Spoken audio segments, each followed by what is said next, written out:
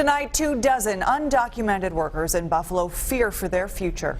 Last week, federal agents raided 4 Mexican restaurants, shutting them down.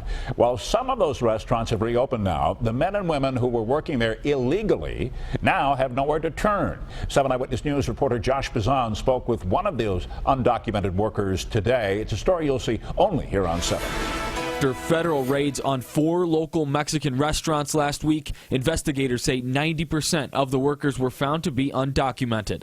It's still unclear what will happen to those workers and their families. Workers like Sergio Medallin, the 19-year-old from Mexico, came to the U.S. illegally 6 months ago on a work visa that limited him to Georgia.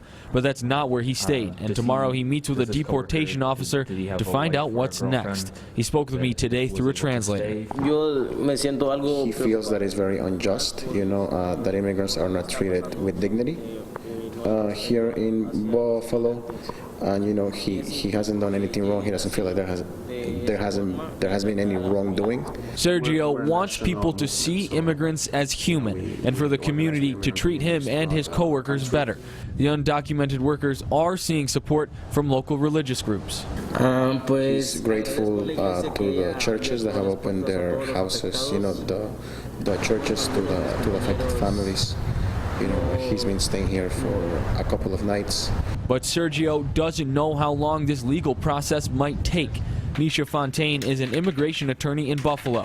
She explains these cases can sometimes take years to be completed. A lot of factors are considered, like whether the worker has children and a family here, but there are no guarantees. It does, but the court's also bound by what the law says, what type of relief is available to these people. Each case is a different situation, leaving these undocumented workers with a lot of uncertainty. Because when immigration court hearings take so long, you go through that stress day after day. It's hard to make plan for next year, next Christmas. When you know there's a hearing date before that, you don't know what's going to happen. Advocates with the COSECA movement are supporting Sergio and some of the other workers.